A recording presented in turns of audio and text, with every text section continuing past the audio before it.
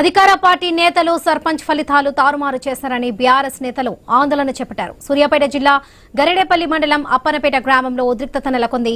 Counting సమయంలో లైట్లు of చేసి అక్రమాలకు పాల్పడ్డారని ఆరోపించారు. కౌంటింగ్ కేంద్రంలోకి ఏజెంట్ పాస్ లేకుండా ఓ వ్యక్తి గోడ దూకి వెళ్లారని తెలిపారు.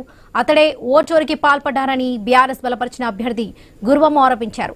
ఎన్నికల అధికారులు అధికార పార్టీ నేతలకు తొత్తులుగా మారారని మండిపడ్డారు. ఆగ్రహంతో నిరసనకారులు కౌంటింగ్ కేంద్రంలో ఫర్నిచర్ ధ్వంసం చేశారు. ప్రస్తుతం అప్పనపేట గ్రామంలో హై టెన్షన్ వాతావరణం నెలకొంది. కాంగ్రెస్ మద్దతుదారుని సర్పంచ్ విజేతగా ప్రకటించడంపై బీఆర్ఎస్ నేతల నిరసనకు దిగారు. రీకౌంటింగ్ నిర్వహించాలని డిమాండ్ చేస్తున్నారు.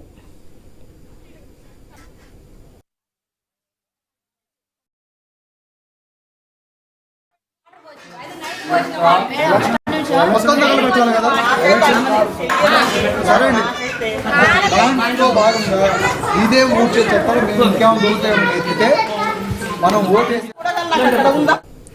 అధికార పార్టీ నేతలు సర్పంచ్ ఫలితాలు తారుమారు చేశారని బీఆర్ఎస్ నేతలు ఆందోళన చేపట్టారు. సూర్యాపేట జిల్లా గరిడేపల్లి మండలం అప్పనపేట గ్రామంలో ఉద్రిక్తత వాతావరణం నెలకొంది. రైట్, ఇదే విషయానికి సంబంధించి పూర్తి అప్డేట్స్ మా ప్రతినిధి కిరణ్ అందిస్తారు. కిరణ్, మూడో దశ ఎన్నికల సందర్భంగా కూడా సూర్యాపేట జిల్లా హుజూర్నగర్ నియోజకవర్గంలో ఉద్రిక్తత ఇంకా కొనసాగుతున్న పరిస్థితి అయితే ఉందని చెప్పొచ్చు.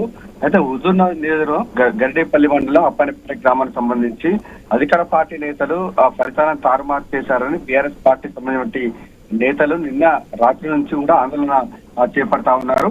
అయితే బీఆర్ఎస్ పార్టీ బలపరిచిన అభ్యర్థికి మెజార్టీ వచ్చినప్పటికీ కూడా కాంగ్రెస్ పార్టీ సంబంధించిన అభ్యర్థులు ఫలితాలు తారుమారు చేశారనేది వాదనలు అయితే వినిపిస్తా ఉన్నారు.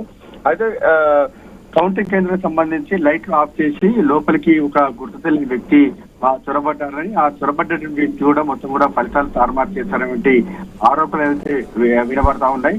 ఎన్నికలకు సంబంధించిన అధికారులు కూడా అధికార పార్టీకి సంబంధించిన నేతలతో కుమ్మక్కయ్యారని కూడా వారు ఆరోపణలు అయితే చేస్తా ఉన్నారు. అక్కడ రీకౌంటింగ్ జరపాలనే డిమాండ్ అయితే వ్యక్తమవుతా ఉంది.